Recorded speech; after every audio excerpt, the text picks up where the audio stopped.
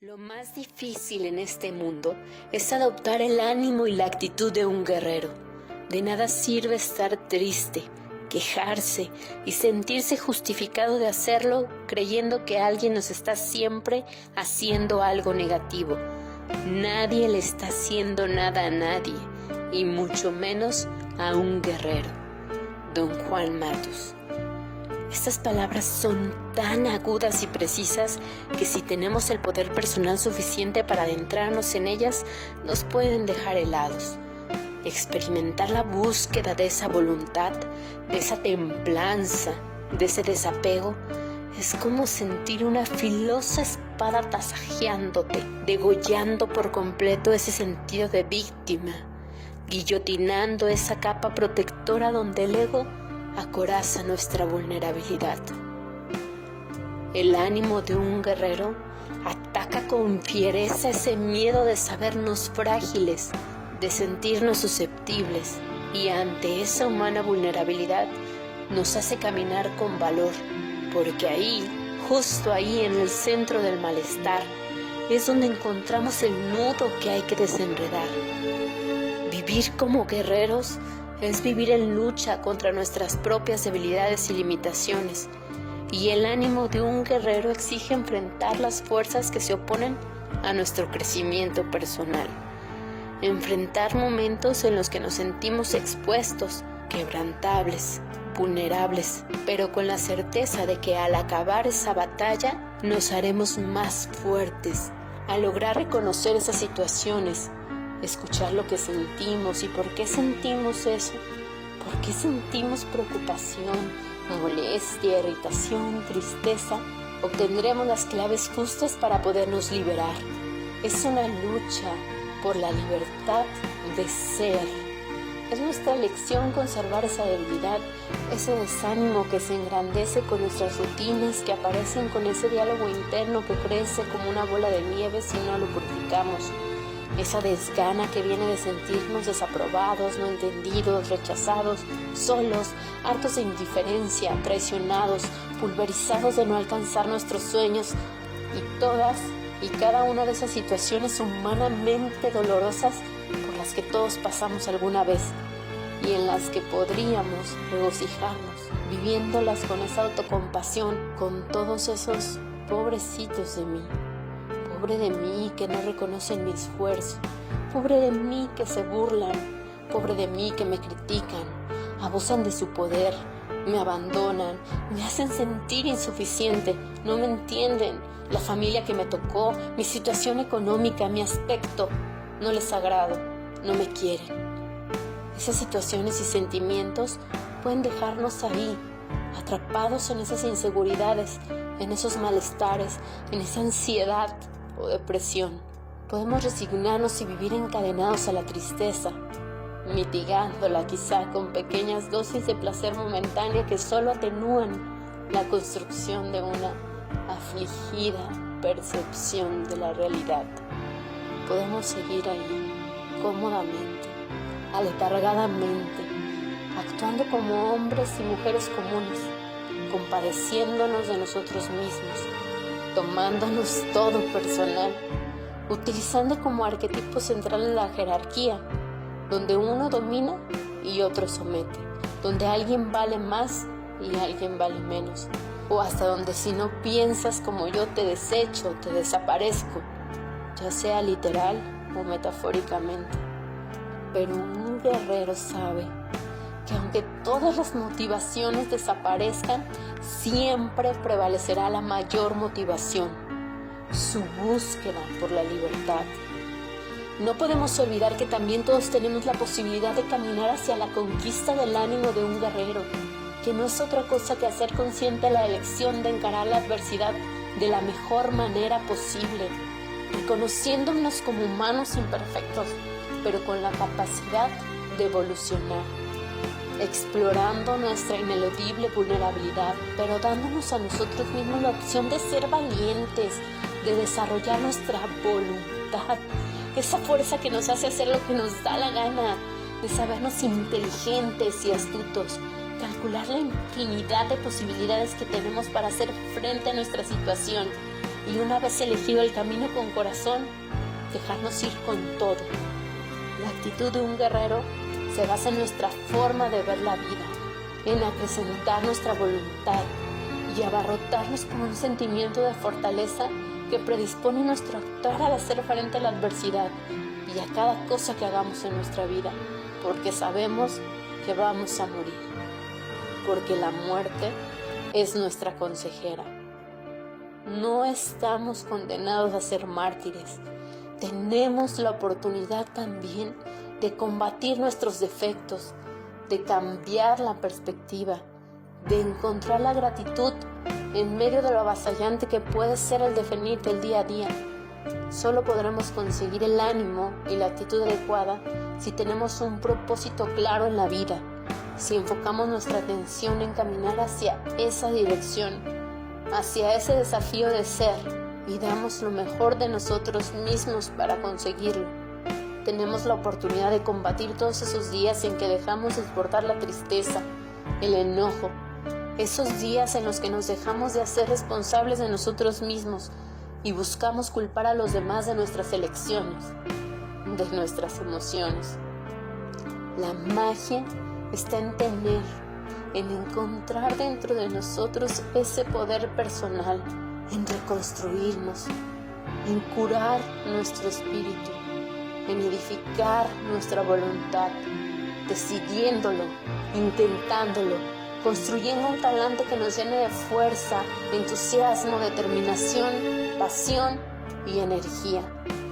Y ya creo que eso, conseguir ese ánimo, tener la actitud para caminar hacia el centro de nuestros malestares y hacerlo con el gozo de estar vivo, hacerlo con la paz de estar caminando con el corazón en la mano, aprender a deleitarnos de lo maravilloso que es poder luchar nuestras batallas, sea de las cosas más difíciles y más complejas a las que nos enfrentamos como humanos. Conseguir ese ánimo es una conquista que ganaremos paso a paso durante toda nuestra vida. Y claro, habrá batallas que nos duelan hasta el alma, de esas que nos queman las entrañas, pero estemos seguros de que esas serán las más valiosas, las que nos forjen, las que nos lleven a guerrear por vivir un camino con corazón, esas batallas desafiantes que si logramos conquistarlas, nos harán subir un escaloncito más a la conquista de un mejor carácter. Y cuando lo logremos, suspiraremos una bocanada de libertad. Luchemos por ser hombres y mujeres con voluntad. Liberémonos de esas capas que no nos dejan ver más allá de nuestras heridas.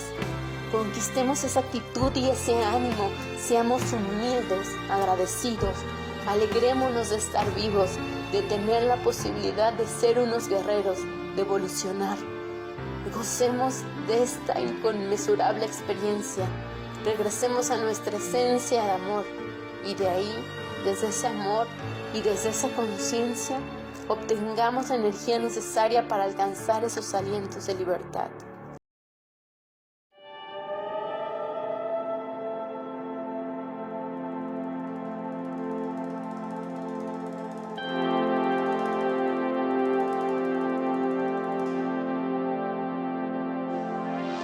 Mientras me hallaba escribiendo Viaje a Ixtlán, reinaba en el ambiente un estado de ánimo de lo más misterioso. Don Juan Matus estaba aplicando algunas medidas extremadamente prácticas a mi conducta cotidiana. Había diseñado algunas pautas que yo debía seguir rigurosamente. Eran 3 tareas que apenas se relacionaban vagamente con mi mundo cotidiano o con cualquier otro mundo. Quería que en mi vida cotidiana me esforzara en borrar mi historia personal por todos los medios concebibles. Luego quería que terminara con mis rutinas, finalmente, que desterrara mi sentimiento de importancia personal. ¿Cómo voy a lograr todo eso, don Juan? Le pregunté. No tengo ni idea, respondió. Ninguno de nosotros tiene idea de cómo hacerlo de una forma práctica y eficaz. Con todo, si empezamos el trabajo, lo concluiremos sin saber siquiera qué fue lo que vino a ayudarnos. La dificultad que encuentras es la misma que yo encontré, prosiguió. Te aseguro que nuestra dificultad nace del hecho de que, en nuestras vidas, carecemos por completo de la idea que nos incitaría a cambiar. Cuando mi maestro me encomendó esta tarea, todo lo que necesité para llevarla a cabo fue la idea de que podía lograrse. Una vez que tuve la idea, la realicé sin saber cómo. Te recomiendo que hagas lo mismo. Me lancé a las quejas más retorcidas, argumentando que yo era un científico social acostumbrado a directrices prácticas y consistentes, no a vaguedades que dependían más de soluciones mágicas que de medios prácticos. Di lo que quieras, me respondió don Juan, riéndose. Cuando termines de quejarte, olvida tus remilgos y haz lo que te he dicho que hagas. Don Juan tenía razón.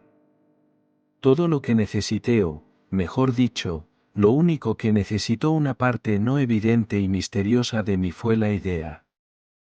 El yo, que había conocido durante toda mi vida, necesitaba infinitamente más que una idea, necesitaba entrenamiento, estímulo, dirección. Me sentí tan intrigado por mi éxito que la tarea de borrar mis rutinas, perder mi importancia personal y abandonar mi historia personal se convirtió en un auténtico placer. Estás justo enfrente del camino del guerrero, dijo don Juan a modo de explicación por mi misterioso logro. Don Juan había guiado lenta y metódicamente mi conciencia para que se enfocara cada vez más intensamente en una elaboración abstracta del concepto de guerrero, una elaboración que llamaba el camino del guerrero o la senda del guerrero. Me explicó que el camino del guerrero era un armazón de ideas establecido por los chamanes del México antiguo. Tal construcción derivaba de la capacidad que tenían aquellos chamanes de ver la energía tal como fluye libremente en el universo. Por esa razón, el camino del guerrero era un soberbio conglomerado de hechos energéticos, de verdades irreductibles determinadas exclusivamente por la dirección del flujo de energía del universo. Don Juan afirmaba categóricamente que no había nada en esa estructura que pudiera objetarse, nada que pudiera ser cambiado. Era una estructura perfecta en sí misma y por sí misma, y cualquiera que seguía ese camino se veía acorralado por hechos energéticos que no admitían discusión ni especulaciones acerca de su función o valía. Don Juan decía que aquellos antiguos chamanes lo llamaron el camino del guerrero porque su estructura abarcaba todas las posibilidades vitales que un guerrero podía hallar en la senda del conocimiento. Aquellos chamanes fueron absolutamente meticulosos y metódicos en la búsqueda de tales posibilidades. De hecho, según don Juan, fueron capaces de incluir en su estructura abstracta todo lo humanamente posible. Don Juan comparaba el camino del guerrero con una estructura, siendo cada uno de los elementos de esta estructura un dispositivo de sustentación cuya única función consistía en sostener la psique del guerrero en su papel de chamán iniciado, y así facilitar sus movimientos y dotarlos de significado. Afirmaba, de manera inequívoca, que el camino del guerrero era una construcción esencial sin la cual los chamanes iniciados naufragarían en la inmensidad del universo. Don Juan decía que el camino del guerrero era la obra maestra de los chamanes del México antiguo. Lo consideraba su aporte más importante, la esencia de su sobriedad. ¿Es el camino del guerrero tan abrumadoramente importante, don Juan? Le pregunté en una ocasión. Decir abrumadoramente importante es un eufemismo. El camino del guerrero lo es todo. Es el arquetipo de la salud física y mental. No puedo explicarlo de ningún otro modo. El hecho de que los chamanes del México antiguo creasen una estructura así significa para mí que habían alcanzado la cima de su poder, la cumbre de su felicidad, la cúspide de su júbilo.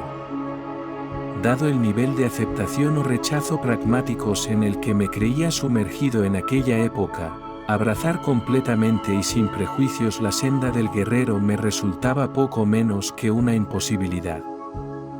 Cuanto más hablaba don Juan de la senda del guerrero, más intensa era mi sensación de que lo que realmente maquinaba era derrumbar todo mi equilibrio. Don Juan me guiaba, por tanto, de un modo encubierto. Sin embargo, su guía se evidencia con meridiana claridad en las citas extraídas de Viaje a Ixtlán. Don Juan se había abalanzado velozmente sobre mí a pasos agigantados sin que yo me diera cuenta, hasta que repentinamente sentí su aliento en la nuca.